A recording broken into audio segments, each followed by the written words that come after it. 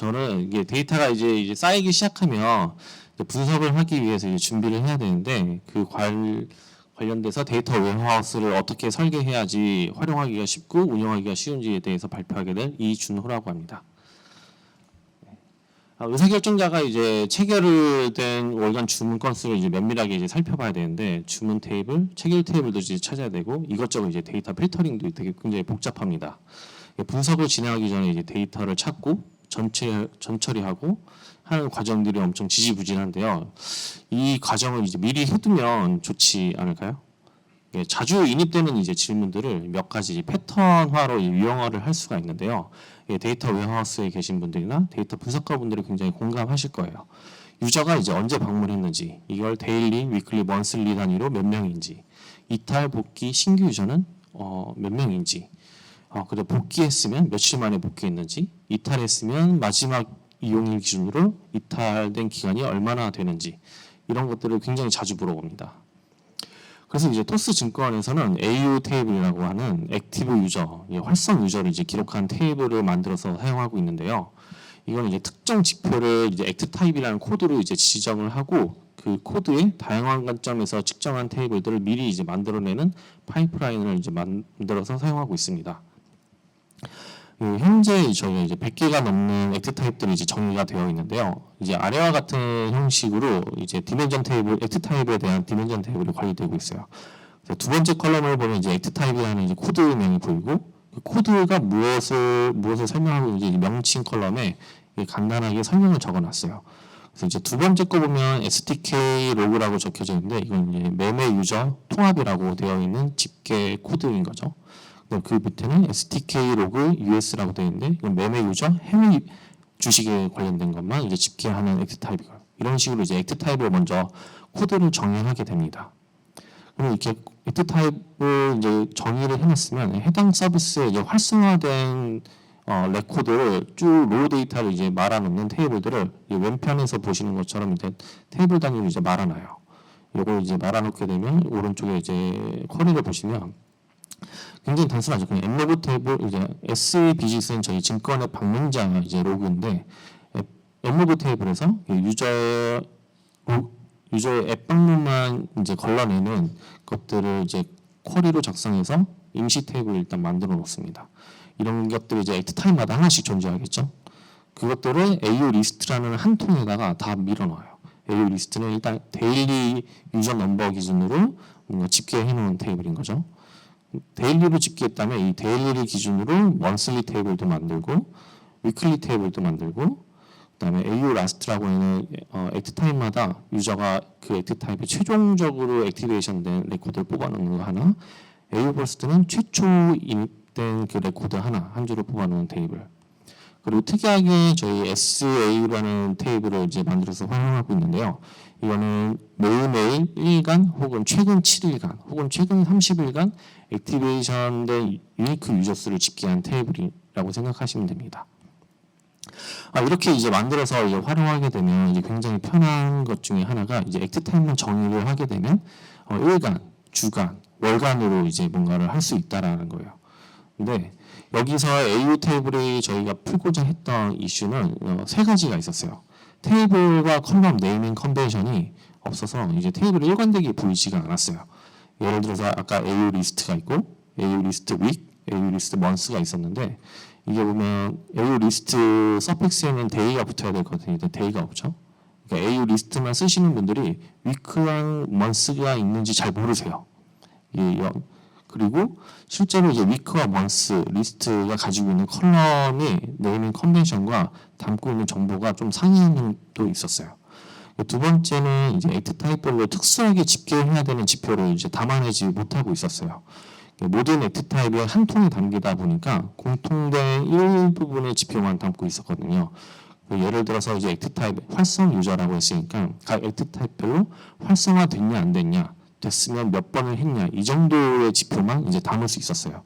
근데 저희는 이제 증권이니까 거래 액트 타입을 이제 생각을 해보면 이 사람의 일간으로, 주간으로, 월간으로 얼마만큼의 매매 금액을 일으켰는지 이런 것들도 궁금하잖아요. 근데 그런 지표들을 담아낼 수가 없었어요. 세 번째로는 복귀와 기존 유저를 집계할 수 있는 정보가 존재하지 않았어요. 이것도 굉장히 많이 물어보는 이제 지표 중에 하나였는데 이럴 때마다 애도하게 테이블을 그때마다 이제 생성해야 됐고 그러다 보니까 이게 관리하기가 점점 어려워졌어요. 그래서 이런 이슈들을 풀고자 첫 번째로는 테이블과 컬럼 네이밍 컨벤션을 일관되게 만들었어요. 그래서 이제 왼쪽에 보시던 게 이제 기존 테이블 네임인데 오른쪽에 이제 변경된 테이블 이름으로 붙였습니다. 그래서 첫 번째 영역을 보시면 테이블 모델이라고 되어 있는데요. 이거는 FDM 이 세 가지로만 시작을 됩니다. FD는 이제 많이 이제 찾아보시면 이제 나올 텐데 팩트 앤 디멘전 모델을 차용했고요. 특수하게 이제 M 언더바를 저희만 사용하고 있는데 M 언더바는 이제 하나의 이제 주제만 담고 있는 테이블이 아니라 여러 가지 주제를 한 통에 이제 담았을 때 이걸 마트성 테이블이라는 걸 이제 인지하기 위해서 M 언더바를 사용하고 있습니다. 그래서 테이블의 첫 번째 영역에서는 이 FDM 테이블 모델명을 이제 설정을 하게 되고요. 두 번째 영역에서 이제 이 테이블이 담고 있는 서비스 혹은 주제 영역을 여기서 이제 명령을 하게 됩니다. 테이블이 어떤 정보들을 담고 있는지 여기서 들어가게 되고요. 이 지금 AO 테이블 같은 경우에는 모든 액트 타입을 이제 한 통에 다 넣은 거기 때문에 액트 타입 모음이라는 저희가 테이블 이름으로 사용하고 있습니다. 세 번째 영역은 이게 이제 이 데이터가 이제 어그리게이션이 될 텐데 이 어그리게이션이 될 때 어떤 컬럼 값 기준으로 어그리게이션이 됐는지를 이 테이블 이름에 같이 넣어줍니다. 그래서 저희는 유저 키라는 걸로 이제 어그리게이션이 되었기 때문에 여기 유키라는 컬럼 이름이 들어가게 되고요. 마지막 영역에는 이 어그리게이션 된 테이블이 어떤 기간 텀으로 이제 되어 있는지 마지막에 서픽스를 달아두게 됩니다. AU 리스트는 이제 데일리 테이블인 거고 AU 리스트 윅은 이제 위클리 그다음에 쭉쭉쭉 가서 monthly, first, last, trailing 7, 30 이렇게 나오게 됩니다. 기존에는 이제 SAU라는 테이블 하나로 이제 다 넣어놨는데 이걸 이제 이게 변경하면서 트레일링 7, 30 명확하게 분리를 했습니다. 두 번째로는 이제 각 액트 타입별로 이제 최초 액티베이션된 기록이 실버 레이어는 존재하고 사라지는 거였어요. 이 문제는 아까 얘기했던 액트 타입마다 뭔가 스페시픽하게 집계해야 되는 메저들이 있는데 그거를 이제 공통된 테이블에만 담다 보니까 그런 정보들을 담아내지 못하던 문제였어요. 그래서 이제 기존에는 이렇게 실버 레이어에서 이제 만들어지고 이제 테이블이 AU 리스트에만 넣고 이제 사라졌는데요. 바꾼 모델에서는 이렇게 왼쪽에 기존처럼 이제 실버를 만들어내기는 하지만 그것들을 다 버리지 않고 이렇게 요것도 계속 넘기면서 이걸 데일리 테이블로 액트 타입별로 중간에 데일리 테이블을 만들어 놓게 됩니다. 이걸 만들 때 각 액트 타입별로 특수하게 담아내야 되는 정보들을 이렇게 관리를 하게 됩니다. 지금 이제 STK 로그 같은 경우에 보면은 이제 어떤 이제 주식 코드, 그다음 몇 개의 주식 코드를 방문했는지 이런 것들도 이제 담을 수 있게 됩니다. 그래서 이제 액트 타입마다 공통된 컬럼도 같이 있지만 액트 타입별로 특수하게 집계해야 되는 컬럼들도 이 테이블 레이어에서는 존재하게 되는 거죠. 그리고 마지막에 구 AU 리스트 테이블이 이 테이블에 이제 담기게 되는데 이때는 이제 공통된 컬럼만 이제 예전처럼 담기게 됩니다. 그리고 복귀 이탈 유저를 집계할 수 있는 정보가 없었어요, 기존에는. 그래서 여러 가지 분석에 이것들을 많이 활용하게 되는데 이것들을 이번에 버전업을 하면서 데일리 테이블 기준으로 이 디테일드 데일리 테이블을 만들어내게 됩니다. 이게 어떻게 구성이 되냐면 이 디테일드 테이블 하나를 보면 이런 식으로 구성이 돼요. 유키라는 게 유저 번호라고 생각하시면 1번이라는 사람이 이 액트 타입에 대해서 액티베이션 된 데이트가 1일, 3일, 4일이 되었을 때 시퀀스 넘버는 1, 2, 3이 되고요. 순서대로. 그 다음에 프리뷰 액티베이션 데이트는 이전 기록이 언제인지를 나타냅니다. 첫 번째 기록은 이전이 없겠죠. 첫 번째니까. 또 두 번째에서는 이전 기록이 1번이 내려오게 되고 세 번째 레코드에서는 두 번째의 액티베이션 데이터가 내려오게 됩니다. 이렇게 구하게 되면 이제 리텐션 데이지를 구할 수 있게 되는 거죠. 이전과 얼마만큼 떨어졌는지. 그리고 여기서 넥스트 액티베이션 데이트도 구해요. 이 첫 번째 레코드를 읽힌 다음에 다음 액티베이션이 언제 됐는지를 이제 나타내게 됩니다. 이렇게 되면 이제 1000데이지도 구할 수 있어요. 이 날짜 기준으로 다음 액티베이션까지 얼마만큼 1000이 되었는지. 그리고 이즈 라스트는 이 유저의 최종 마지막 레코드가 언젠지를 이제 나타내게 됩니다. 이렇게 되면 이게 좋은 점이 아까 얘기했듯이 첫 번째 이제 활성 유저를 구하게 되면 시퀀스 넘버 1번으로 그냥 구하면 되고요. 리텐션과 1000데이지도 각각 이제 구할 수 있게 됩니다. 이 테이블 하나로. 그리고 마지막 액티베이션 된 유저를 구하기 위해서는 이즈 라스트 1번을 그냥 필터링 걸면 바로 구할 수 있게 돼요. 실제적으로 저희 AU 파이프라인 그래서 실버레어의 이 테이블이 만들어지게 되면 데일리 테이블, 디테일드 데일리 테이블이 만들어지고 이렇게 오면 데일리 테이블이 다 만들어져서 위클리, 먼슬리, 트레일링 데이터가 만들어지게 됩니다. 그래서 이거를 만들면서 이제 추가로 고려했던 점은 저희가 이제 제어 활용성을 이제 높이고자 했던 거예요. 그 다음에 두 번째로는 작업 병렬도를 높이는 거죠. 이게 굉장히 이제 액트 타입이 많아지게 되면 만들어지는 테이블이 많아지게 되는데 이 AU 테이블만 만들기 위해서 리드 타임이 엄청 오래 걸리게 됩니다. 그래서 최대한 많은 병렬도를 높이기 위해서 노력을 했고요. 그 다음에 백필을 쉽게 할 수 있는 덱을 구성하고자 노력했어요. 하나씩 차근차근 설명해드리면 아까부터 이제 테이블 생성 로직 코드의 재활용성을 높이기 위해서 그 액트 타입별로 스페시픽하게 떨어지는 컬럼들도 집계를 해야 되는 상황이었는데 그것들마다 코드를 계속 생성하기보다는 최대한 이 데일리 테이블 파이썬 이 하나로 모든 경우의 케이스를 다 처리할 수 있도록 이 코드에다가 굉장히 많은 집약적인 집계 로직들을 담아냈어요. 그래서 이 파일 5개로 아까 액트 타입 하나가 만들어지게 되면 10개의 테이블이 생성이 되는데 이 5가지 테이블 모든 액트 타입들을 커버할 수 있게 만들어 놨습니다. 그리고 두 번째는 이제 작업 병렬도를 높이는 거였는데요. 저희가 지금 배치 툴로 에어플로우를 쓰고 있거든요. 에어플로우 스파크 잡 오퍼레이터로 호출할 때 각 액트 타입별로 설정 값들을 이제 같이 보내주게 돼요. 액트 타입별로. 그래서 병렬도를 높이기 위해서 에어플로우의 프라이어티 웨이트라는 기능이 있는데 여기에서 오래 걸리는 타스크들을 먼저 돌려주도록 설정해 놨습니다. 그래야 일단 오래 걸리는 것들을 먼저 돌려놔야 그 중간중간에 빈 슬롯에 작은 애들이 먼저 이제 들어가면서 처리가 되고 그러면서 이제 전체적인 작업 시간을 줄일 수가 있거든요. 처음에 작은 애들이 먼저 시작되다가 마지막에 긴 타스크가 걸리면 그게 엄청 리드 타임을 오래 잡아먹습니다. 그리고 여기서 이제 저희가 파이스파크로 이제 이 잡을 돌리게 되는데 스파크 내에서 이스큐터와 메모리 사이즈, 셔플 파티션스를 굉장히 커스텀하게 계속 액트 타입마다 줄 수 있도록 설정해서 무거운 액트 타입들에게는 이스큐터와 메모리를 좀 충분하게 줘서 빠르게 끝낼 수 있도록 커스텀하게 세팅을 해줬습니다.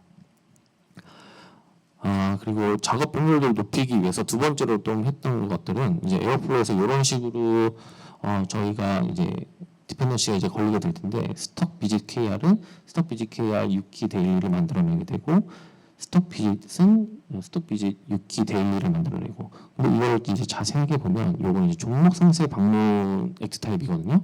근데 저희가 통합으로 저희가 국내와 해외 주식을 서빙하고 있기 때문에 통합으로 종목 상세를 집계하기도 하지만 경우에 따라서는 국내 주식에는 몇 명이 얼마나 방문했는지 해외 주식 코드에는 얼마나 방문했는지도 궁금해요. 그래서 이 액티브 타입들도 따로 이제 집계를 합니다.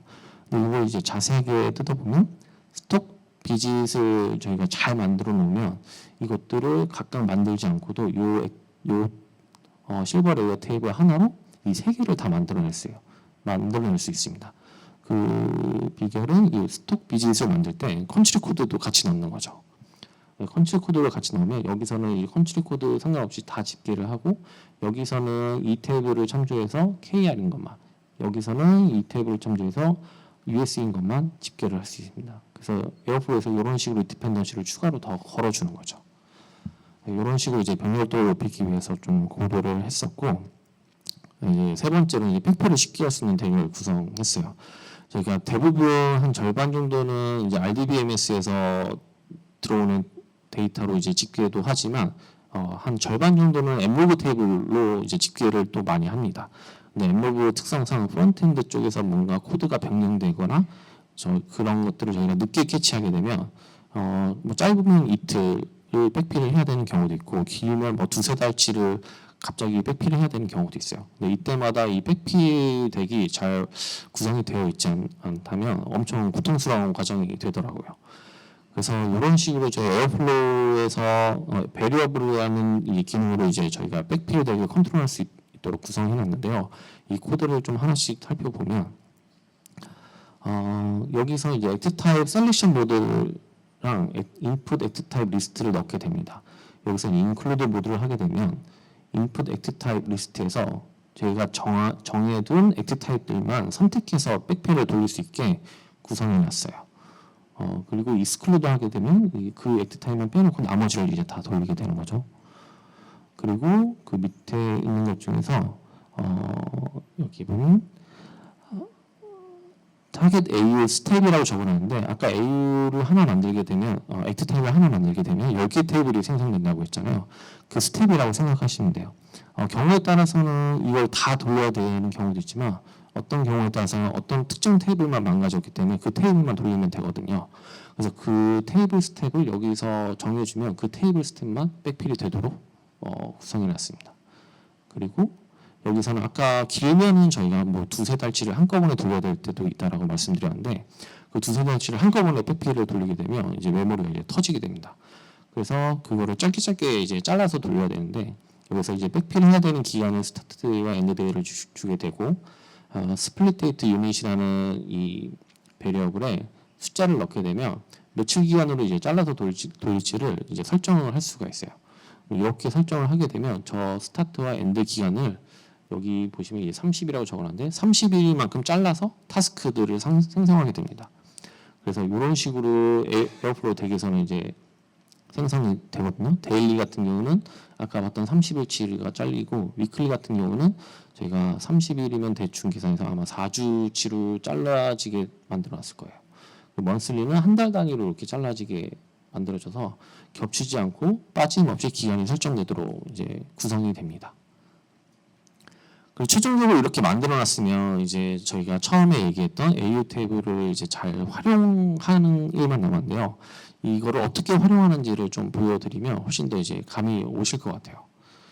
예를 들어서 이런 질문이 옵니다. 2024년 1월 1일부터 1월 31일까지 주식 매매한 기록을 볼 때 예전에는 굉장히 엄청나게 엠로그 테이블을 뒤져가면서 이제 봤어야 됐지만 이미 정리된 테이블이 하나 있기 때문에 F 액트 타입 명을 여기다 넣게 되면 이렇게 액트 데이트와 액트 데이트 이렇게 넣고 조건을 넣고 셀렉트에 내가 원하는 컬럼들을 넣으면 바로 이 5줄 코드로 바로 이 지리에 응답할 수 있는 거죠. 이 다음에 이제 커뮤니티 글쓴 기록을 볼 때 완전히 다른 도메인이잖아요. 그럴 때 코드가 완전히 달라지는 게 아니라 프롬졸만 바꿔주면 됩니다. F 아까 스톡 로그라고 되어 있던 거를 컴 레코드라고는 이 커뮤니티 글쓴 액트 타입 코드로 바꿔주면 바로 이 지리에 응답을 할 수 있는 거죠. 그리고 똑같이 주식 매매 일간 유저 수를 구한다라고 했을 때 아까부터 스톡 로그에서 뒤에 이제 데일리로 집계 된 테이블이 떨어지는 6키 데일리 테이블 서픽스를 붙여주게 되면 바로 이 지리에 응답할 수 있고 M 언더바 액트 타입 모음에도 모든 액트 타입이 이제 다 들어가거든요. 여기서 보면 추가로 액트 타입에 STK 로그를 넣어주면 이 두 개가 똑같은 결과를 응답하게 됩니다. 커뮤니티 글쓴 일간 유저 수를 볼 때도 아까처럼 똑같이 완전하게 코드를 다시 짤 필요가 없이 프롬졸의 테이블 이름 서피스만 바꿔주면 됩니다. 그리고 일간이 아니라 월간으로 바꿨을 때도 여기 데일리를 먼슬리로만 바꿔주면 바로 이 지리에 응답을 할 수가 있어요. 주식 매매 월간으로 바꿨을 때도 역시 마찬가지로 계속 이제 프롬졸만 혹은 이 M 언더바 액트 타입 모음에서 볼 때는 여기 액트 타입 코드만 바꿔주면 계속 지리를 할 수 있습니다. 그리고 이제 아까 월간 매매 같은 액트 타입들은 이제 월간 유저 수도 궁금해하지만 거래액도 궁금하잖아요. 이게 기존에 담을 수 없는 이제 내용들이었는데 이번에 AU 파이프라인을 이제 고도화하면서 이제 기존 액트 타입 테이블에서 이제 질의를 할 수 있게 되었습니다. 지금처럼 이 F 스톡 6키 먼슬리 이 액트 타입별로 떨어지는 데일리, 위클리, 먼슬리 테이블에는 미리 설정해 두었기 때문에 amount라는 컬럼이 여기는 들어가 있어요. 하지만 이제 m 언더바 액트 타입 모음에는 공통된 컬럼만 들어가기 때문에 여기에는 존재하지가 않습니다. 그래서 이런 질문 거래액이 필요할 때는 요 액트 타입별로 쪼개져 있는 monthly, daily, weekly 이런 여기 이 테이블에서 조회하게 되면 원하는 컬럼을 조회할 수가 있습니다. 그리고 여기서 조금 여기까지는 되게 간단한 버전이었고 조금 더 어드밴스한 영역으로 넘어가게 되면 이런 것들을 이제 질의를 하는 거죠. 요 기간 동안 일간 신규 매매자 수를 구하고 싶다라고 했으면 아까 디테일드 데이라는 테이블을 아까 저희가 같이 살펴봤었는데 여기 이제 시퀀스 1번만 걸게 되면 신규 유저 매매자 수를 이제 구할 수 있게 되는 거고 m 언더바 액트 타입 모음에도 디테일드 데일리가 존재하거든요. 시퀀스 데일리 여기도 1번을 걸게 되고 액트 타입 코드를 넣게 되면 바로 요 질의에 응답을 할 수가 있습니다. 그리고 1월 1일부터 1월 30일 기간 동안 30일 동안 이탈했다가 돌아온 복귀 유저를 구하고 싶다라고 했을 때도 똑같이 이 디테일드 데일리 테이블에서 리테인 페리오드 30 이상을 걸게 되면 요 질의 응답을 할 수 있게 되고 이게 진짜 좋은 점은 이게 어떤 액트 타입들은 이게 이탈한 기간을 딱 정해주지 않고 액트 타입마다 베리에이션을 많이 줍니다. 똑같은 액트 타입이라고 하더라도 분석하는 그 주제에 따라서 이 기간을 달리 주기도 해요. 그래서 기존에는 그럴 때마다 테이블을 새로 생성했어야 되는데 지금은 여기 숫자만 바꿔주면 그런 모든 응답에 대응을 할 수가 있습니다. 그리고 다음 액티베이션까지 30일 이상 걸린 이탈 유저 수도 마찬가지로 여기서 1000페리오드를 바꿔주면 바로 구할 수가 있어요. 여기까지는 이제 신규 이탈과 관련된 거고 조금 더 어드밴스드한 이제 영역으로 넘어가게 되면 증권을 방문하고 종목 상세를 방문하고 그 다음에 거래한 유저의 메인 퍼널을 일간으로 보고 싶다. 사실 저에게 이게 어떻게 생각하면 증권의 이제 메인 퍼널 지표를 뽑을 수 있는 건데요. 기존에 이제 이런 걸 뽑으려고 하면은 엄청 긴 콜이랑 엄청 많은 이제 조인, 그 다음에 엄청나게 많은 로직들이 들어갔어야 돼요.